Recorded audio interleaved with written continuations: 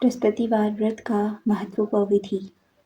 भगवान बृहस्पति देव की पूजा अर्चना के लिए बृहस्पतिवार को व्रत रखकर बृहस्पतिवार की व्रत कथा को पढ़ने तथा किसी दूसरे स्त्री पुरुष द्वारा सुनने की प्राचीन परंपरा रही है। बृहस्पतिवार का व्रत रखने और व्रत कथा सुनने से स्त्री पुरुषों की सभी मनोकामनाएं पूरी होती हैं। इस व्रत से धन संपत्ति की प्राप्ति होती है, निसंतानों को पुत्र की प्राप्ति होती है, परिवार में सुख शांति बनी रहती है और सभी आनंद पूर्वक रहते हैं। बृहस्पतिवार को सूर्योदय से पहले उठकर स्नान आदि से निवृत्त होकर भगवान बृहस्पति देव का स्मरण करते हुए व्रत रखना चाहिए।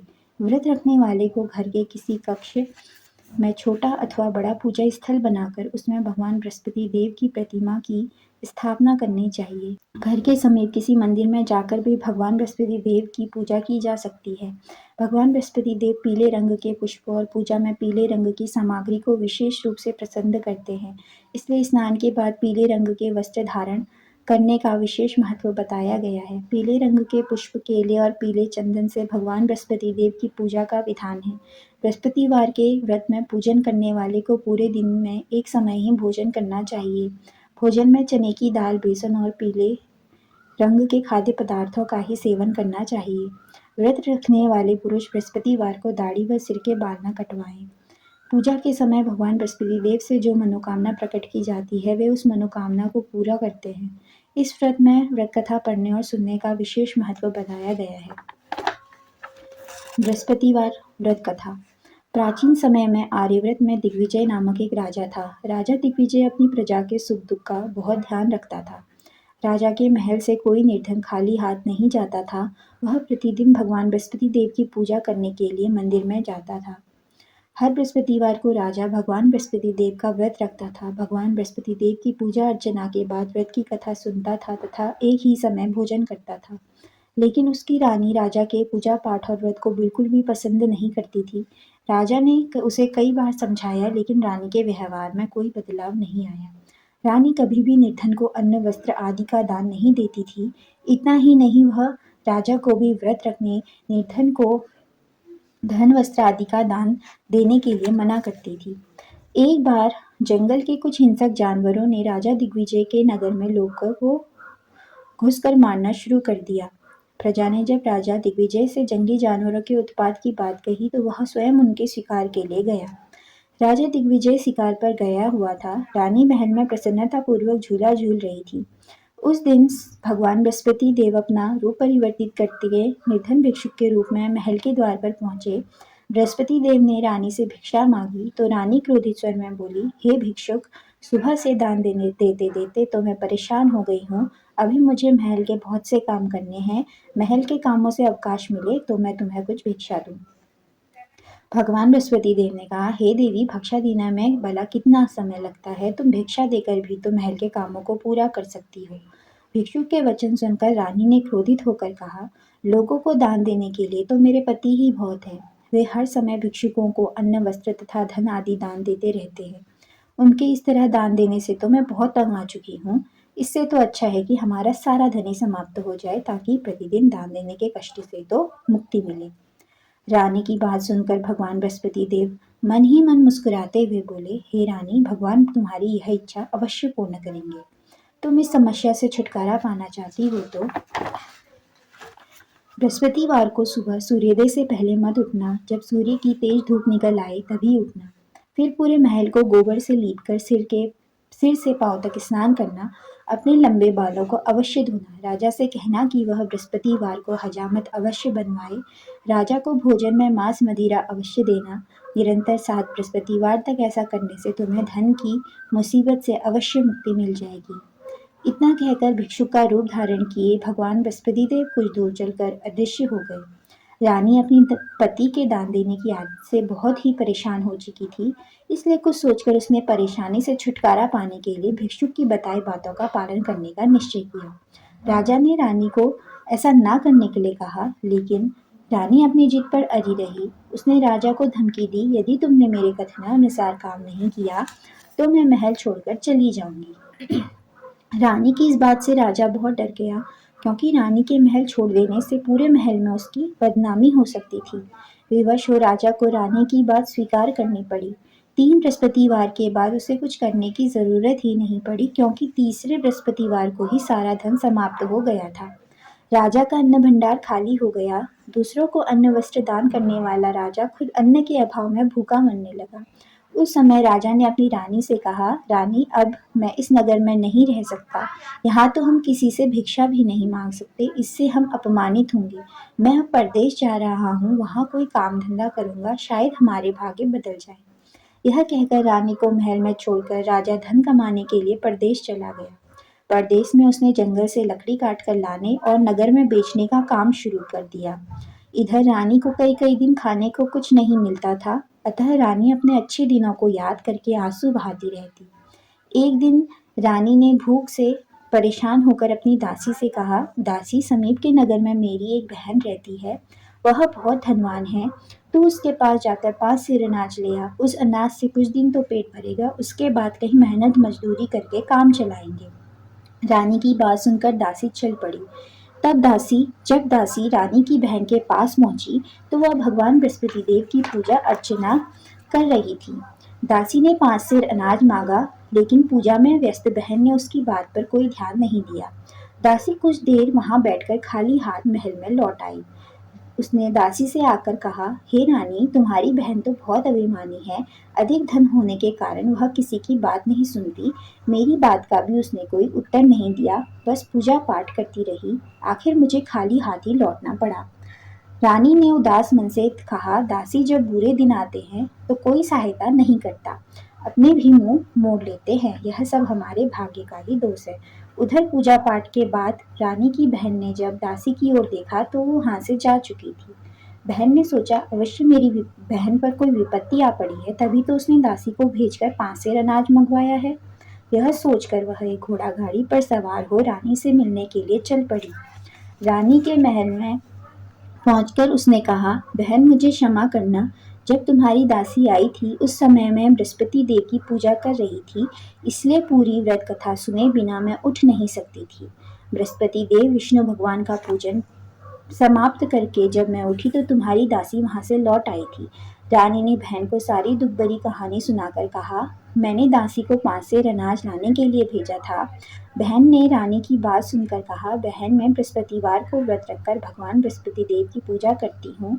भगवान बृहस्पति देव सबका कल्याण करते हैं। तुम भी भगवान बृहस्पति देव का स्मरण करके अपने महल के किसी कक्ष में जाकर देखो, शायद कहीं अनाज रखा मिल जाए।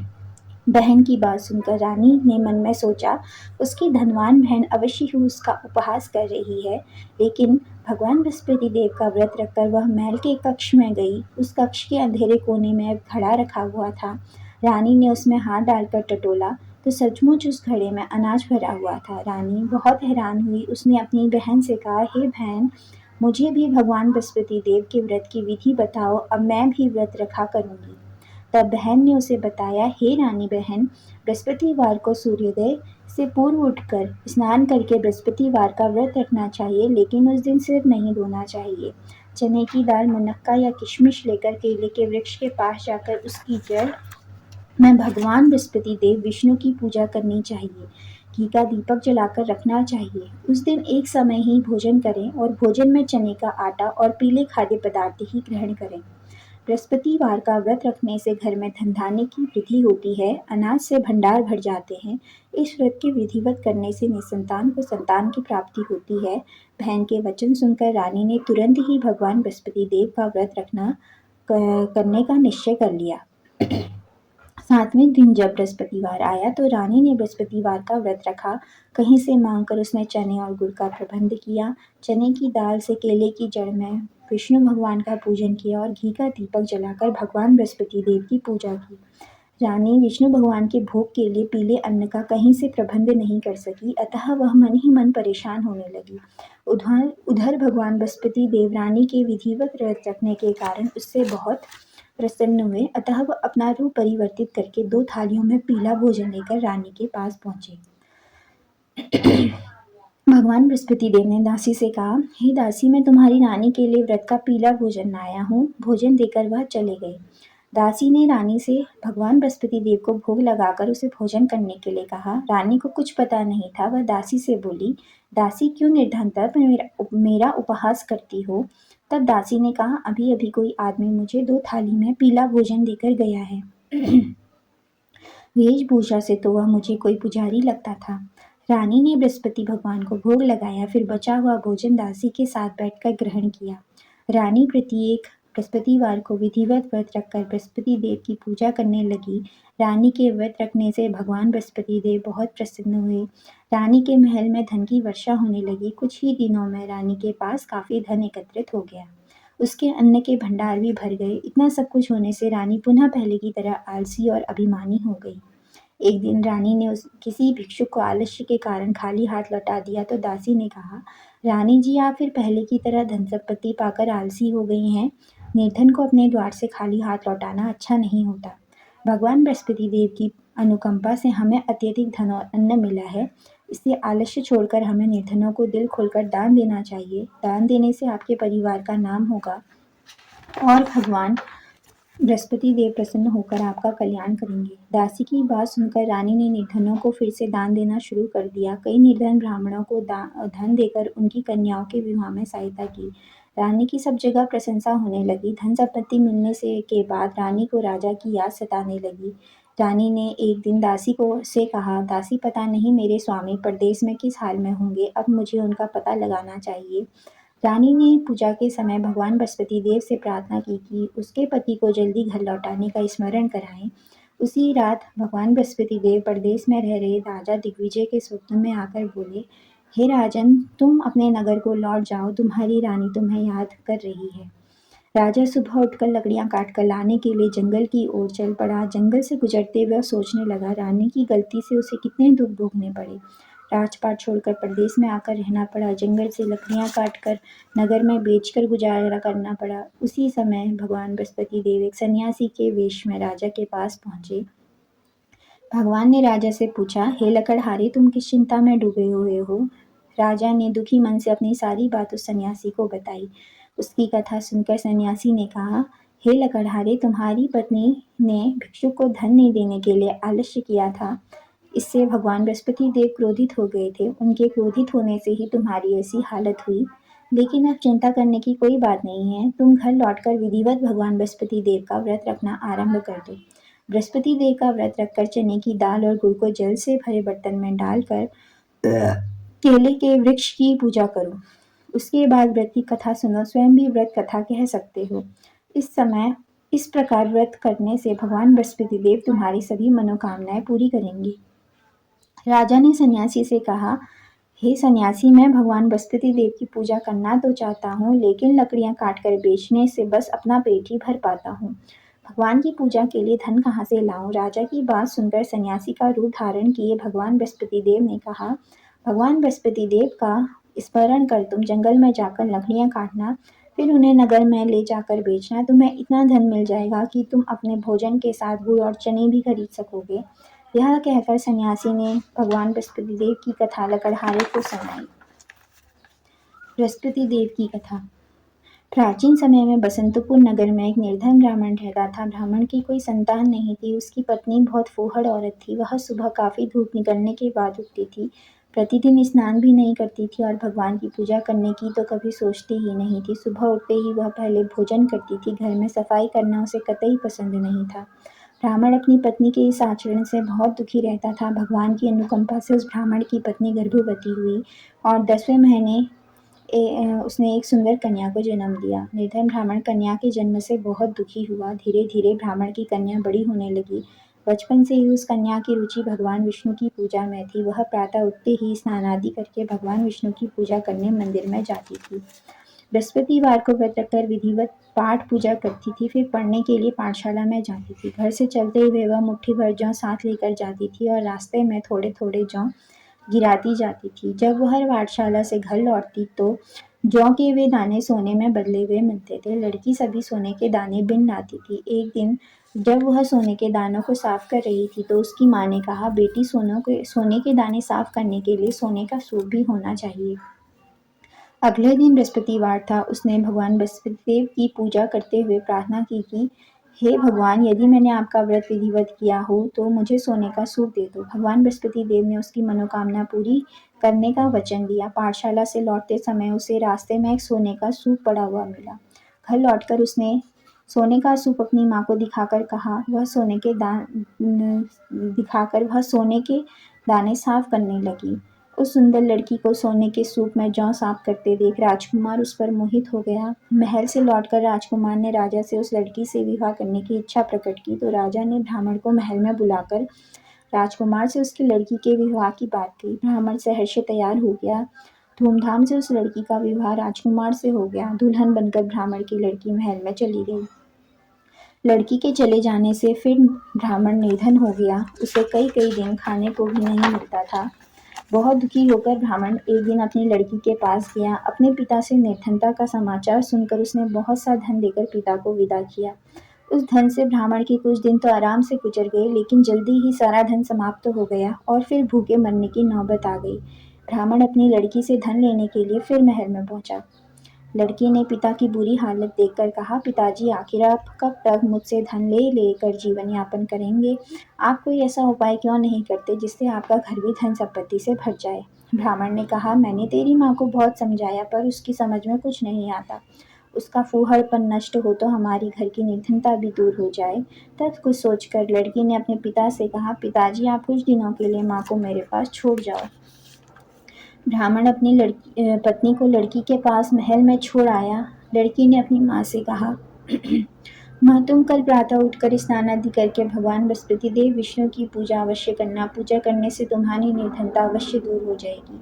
लेकिन माँ ने उसकी कोई बात नहीं मानी। तब क्रोधित होकर लड़की ने अपनी माँ को एक कक्ष में बंद कर दिया। सूर्योदय के समय माँ को उठाकर जबरदस्ती उसे स्नान कराया और फिर मंदिर में ले जाकर भगवान बृहस्पति देव की पूजा कराई। कुछ दिनों तक ऐसा करने से उस लड़की की माँ की बुद्धि में परिवर्तन हुआ और वह स्वयं बृहस्पतिवार का व्रत रखने लगी।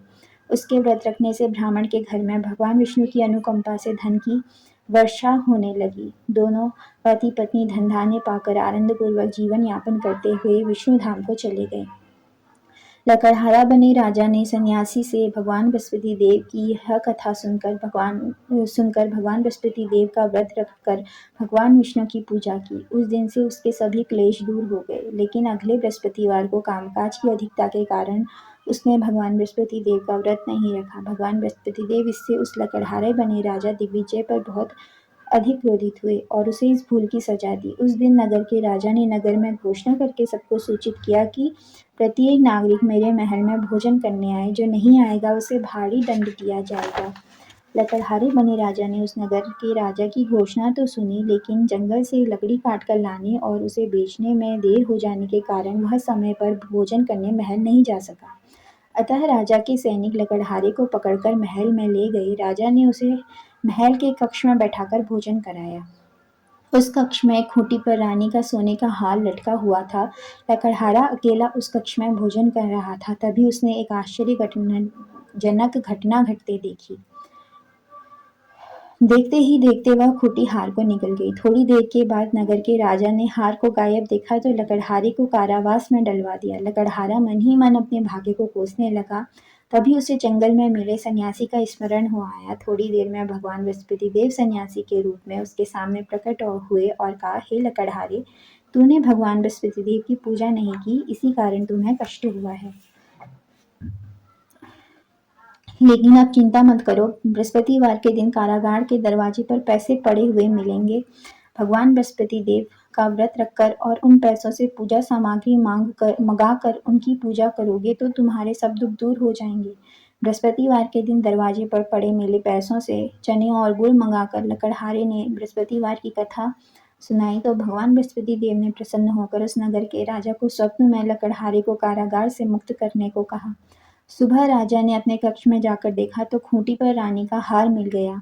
राजा ने लकड़हारे को मुक्त कर दिया और बहुत सारा धन और आभूषण देकर विदा किया। लकड़हारा बना राजा उस नगर से चलकर अपने नगर में पहुंचा तो उस नगर में कुएं, धर्मशाला, बाग बगीचे देखकर बहुत प्रसन्न हुआ। राजा ने एक व्यक्ति से पूछा, ये कुएं, धर्मशालाएं किसने बनवाई हैं? उस व्यक्ति ने राजा को बताया, ये सब रानी और उसकी दासी ने बनवाए हैं। राजा नगर के जिस भी आदमी से इसके बारे में पूछता, सब रानी और दासी का नाम ही बताते। राजा जब महल में पहुंचा तो रानी ने उसका भव्य स्वागत किया। तब राजा ने निश्चय किया कि सप्ताह में एक बार तो सभी बृहस्पति देव का व्रत तथा पूजन करते हैं, परंतु मैं प्रतिदिन व्रत किया करूंगा तथा दिन में 3 बार व्रत कथा कहा करूंगा। अब राजा हर समय दुशाले में चने की दाल बांधे रहता था तथा दिन में 3 बार बृहस्पति देव की कथा कहता। कुछ दिनों के बाद राजा को अपनी बहन की याद आई। एक दिन घोड़े पर सवार होकर राजा अपनी बहन से मिलने चला गया। अभी राजा नगर के बाहर पहुंचा ही था, उसने कुछ लोगों को एक शव को ले जाते हुए देखा। राजा को स्मरण हो आया कि आज उसने किसी को बृहस्पतिवार की व्रत कथा नहीं सुनाई। राजा ने उन लोगों को रोककर कहा, भाइयों, आप शव को ले जाने से पहले मुझसे बृहस्पतिवार की व्रत कथा सुन लो। लोगों ने राजा पर क्रोधित होते हुए कहा, तुम पागल हो तो नहीं हो गए हो? लेकिन कुछ बूढ़े लोगों ने कहा, अच्छा भाई, साथ चलते चलते ही तुम अपनी कथा सुना लो। राजा ने चलते हुए आधी कथा ही सुनाई थी कि शव हिलने लगा। राजा के पूरी कथा सुनाते ही शव उठकर बैठ गया। लोगों ने हैरानी से दांतों तले उंगली दबाई और अगले बृहस्पतिवार से भगवान बृहस्पति देव का व्रत रखने व कथा सुनने का निश्चय कर लिया। घोड़े पर सवार राजा चलते हुए किसान के पास पहुंचा। किसान अपने खेत में हल चला रहा था। उसे देखकर राजा ने कहा, अरे भाई, पहले मुझसे बृहस्पतिवार की कथा सुन लो। किसान झुंझलाकर बोला, हे भाई, तुम देखते नहीं हो, जितनी देर मैं तुम्हारी कथा सुनूंगा उतनी देर में तो मैं पूरे खेत में हल चला लूंगा। राजा निराश होकर चलने लगा। तभी किसान के बैल लड़खड़ाकर जमीन पर जा गिरे। किसान के पेट में जोरों का दर्द होने लगा। किसान की पत्नी जब खाना लेकर आई तो उसने किसान से इस बारे में पूछा। किसान ने घुड़सवार की पूरी कहानी सुनाई। किसान की पत्नी दौड़ती हुई राजा के पास पहुंचकर हाथ जोड़कर बोली, भैया, मैं तुम्हारी कथा सुनने को तैयार हूँ। राजा ने उसके साथ खेत पर पहुंचकर बृहस्पतिवार की कथा सुनाई। कथा समाप्त होते ही बैल उठकर खड़े हो गए और किसान के पेट का दर्द भी ठीक हो गया। राजा बहन के घर पहुंचा तो उसकी बहुत आवभगत हुई। अगले दिन सुबह उठकर राजा ने देखा, घर के सभी लोग भोजन कर रहे हैं। किसी भूखे को बृहस्पतिवार की कथा सुनाए बिना राजा भोजन नहीं करता था। उसने बहन से कहा, बहन, क्या घर में कोई ऐसा व्यक्ति है जिसने अभी तक भोजन ना किया हो? उसकी बहन बोली, भैया, हमारे घर में तो क्या, आपको पूरे नगर में कोई ऐसा व्यक्ति नहीं मिलेगा जिसने सुबह सुबह भोजन ना किया हो। तब राजा ने बहन के घर से निकलकर उस नगर में बिना भोजन किए व्यक्ति की तलाश की। एक गड़हैये के घर में उसका बेटा बीमार होने के कारण भूखा रह गया था। राजा ने उस बेटे को जाकर बृहस्पतिवार की कथा सुनाई। कथा सुनते सुनते ही गड़हैये का बीमार बेटा ठीक हो गया। सबने राजा की बहुत प्रशंसा की। एक दिन राजा ने अपनी बहन से कहा, बहन, अब हम अपने घर को जाना चाहते हैं, तुम भी मेरे साथ चलो, कुछ दिन वहां रहकर लौट आना। राजा की बहन ने अपनी सास से पूछा तो सास ने ताने देते हुए कहा, बहू, मायके जाना तो अकेली जाना, मेरे पोतों को नहीं ले जाना। तुम्हारे भाई की कोई संतान नहीं है, कहीं तुम्हारी भाभी मेरे पोतों पर कोई जादू टोना ना कर दे। दूसरे कक्ष में बहन की सास की बात सुनकर राजा बहुत दुखी हुआ तथा अकेला ही अपने नगर को लौट पड़ा। जब वह अपने नगर पहुंचा तो रानी ने राजा से कहा, आप तो अपनी बहन को साथ लाने गए थे, फिर बहन को क्यों नहीं लाए? राजा ने दुखी होते हुए कहा, रानी, हम निसंतान हैं, इसलिए कोई हमारे घर आना पसंद नहीं करता। रानी ने राजा को समझाया, हे प्राणनाथ, हमें बृहस्पति देव ने सब कुछ दिया है, अब भगवान बृहस्पति देव हमें संतान भी अवश्य देंगे। बृहस्पतिवार को विधिवत व्रत रखते हुए राजा रानी ने भगवान बृहस्पति देव से संतान के लिए प्रार्थना की। कुछ दिनों के बाद उन्होंने स्वप्न में दर्शन देते हुए कहा, हे राजन, तेरी मनोकामना पूरी होगी। एक सप्ताह बाद ही रानी गर्भवती हो गई। 10वें महीने के आरंभ में रानी ने एक सुंदर पुत्र को जन्म दिया। राजा रानी जीवन प्रयत्न बृहस्पतिवार का व्रत रखते रहे। उनके घर में धन की वर्षा होती रही। आनंद पूर्वक जीवन यापन करते हुए राजा रानी भगवान बृहस्पति देव की अनुकंपा से मोक्ष को प्राप्त करके सीधे वैकुंठ धाम पहुंच गए। बृहस्पतिवार को विधिवत व्रत रखकर जो स्त्री पुरुष भगवान विष्णु की पूजा करते हैं, भगवान उनकी सभी कामनाओं को पूरा करते हैं। बोलो बृहस्पति भगवान की जय, बोलो विष्णु भगवान की जय, बोलो बृहस्पति देव भगवान की जय, बोलो बृहस्पति देव भगवान की जय, बोलो विष्णु भगवान की जय, बोलो विष्णु भगवान की